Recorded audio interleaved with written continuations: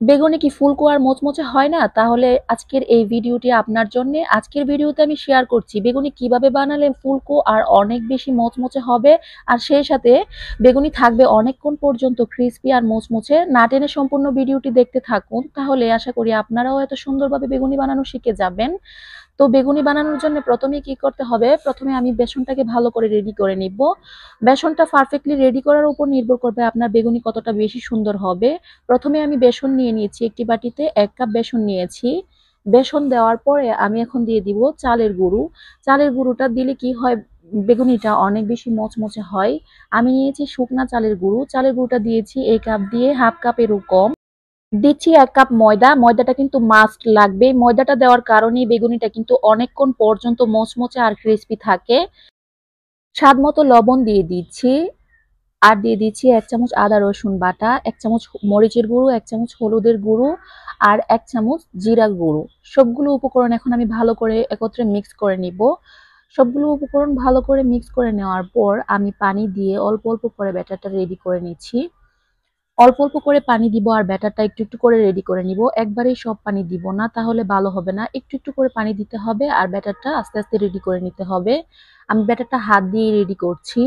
হাত দিয়ে রেডি করায় আমার কাছে মনে হয়েছে পারফেক্ট হবে ব্যাটারটা। আমি ব্যাটারটাকে হাত দিয়ে অনেকক্ষণ পর্যন্ত ফেটিয়ে নিয়েছি। আপনারাও একটা হ্যান্ড উইক্সের সাহায্যে ভালো করে ব্যাটারটা অনেকক্ষণ পর্যন্ত ফেটিয়ে নিবেন। তো আমি দেখিয়ে দিচ্ছি আমার ব্যাটারটা আমি ঠিক কতটুকু ঘনত্ব রেখেছি। এই যে দেখুন, ঠিক এতটুকু পাতলা রেখেছি। এর থেকে ঘন কিংবা পাতলা করা যাবে না। এখন আমি চলে যাব বাজার পর্বে। আমি বেগুনগুলোকে অনেক সুন্দর সাইজ করে কেটে নিয়েছি। দেখুন, আমি বেগুনগুলোকে অনেক বেশি একদম পাতলাও করিনি, আবার একদম মোটাও করিনি। আমি এরকম সাইজ করে কেটে নিয়েছি। আপনারাও বেগুনগুলোকে এরকম করে সুন্দর করে কেটে নিবেন। কারণ বেগুন কাটার উপরেও কিন্তু নির্ভর করবে আপনার বেগুনটা ঠিক কিরকম হবে। দেখতেই পাচ্ছেন আমি কিরকম ভাবে বেগুনগুলোকে কেটে নিয়েছি। একটু মোটা সাইজের বেগুনি নিয়েছি। আর এখন নিয়ে নিয়েছি এখানে বেকিং সোডা। তো বেকিং সোডাটা আপনার বেগুনিটাকে ফুলকো হতে সাহায্য করবে। আমি কিন্তু প্রথমেই বেকিং সোডাটা দিইনি, কারণ ব্যাটারটাকে আমি আধা ঘন্টার জন্য রেস্টে রেখেছিলাম। তো এর আগেই যদি আমি বেকিং পাউডারটা দিতাম তাহলে কিন্তু এর কার্যকারিতাটা অনেক বেশি কমে যেত। তাই যখন আপনি বেগুনিটা বানাবেন ঠিক সেই মুহূর্তে আপনি বেকিং পাউডারটা অ্যাড করবেন। আমি বেকিং পাউডার নিয়েছি পরিমাপে অনেক কম। এই চামচটা দিয়ে আমি 4 ভাগের 1 চামচ নিয়েছি। অনেক বেশি দেওয়া যাবে না, তাহলে আপনার বেগুনিটা অনেক বেশি তেল শোষণ করে নিবে। তো আমি বেকিং পাউডারটা দিয়ে ভালো করে মিক্স করে নিচ্ছি। এ পর্যায়ে আমি প্যান থেকে কিছুটা গরম তেল উঠিয়ে বেসনের সাথে মিক্স করে নিচ্ছি। এতে করে বেগুনটা আপনি যখন বেসনে চুবাবেন ঠিক সেই পর্যায়ে বেগুনটা খুব সুন্দরভাবে বেসনের সাথে সেট হয়ে যাবে। এখন একটা একটা করে বেগুন আমি বেসনে চুবিয়ে নিয়েছি। তারপর আমি তেলটা গরম করে তেলটাতে দিয়ে দিচ্ছি একটা একটা করে বেগুন। আমি ২ টা বেগুন দিয়েছি, এর থেকে বেশি নিব না, তাহলে একটা আরেকটার সাথে জমাট বেঁধে যাবে, লেগে যাবে আর বেগুনগুলো ফুলতে চাইবে না। তো আপনারা দেখতেই পাচ্ছেন আমি বেগুনগুলো দেওয়ার পর আমি একটি স্প্যাচুলার সাহায্যে তেলটা কিন্তু বেগুনের গায়ে ছিটিয়ে ছিটিয়ে দিচ্ছি। এতে করে বেগুনটা খুব সুন্দরভাবে ফুলে ওঠে। আপনারাও একটা একটা করে দিবেন আর একটা স্প্যাচুলার সাহায্যে এরকম ভাবে গরম তেলটাকে বেগুনের উপর ছিটিয়ে ছিটিয়ে দিবেন, তাহলে বেগুনিগুলো অনেক সুন্দর ফুলকো হবে। তো দেখতেই পাচ্ছেন আমি একটা একটা বেগুন দিচ্ছি আর এরকম ভাবে তেল ছিটিয়ে ছিটিয়ে দিচ্ছি। এতে করে আমার বেগুনিগুলো খুব সুন্দরভাবে ফুলে ফুলে উঠছে। আপনারাও এই কাজটা করবেন।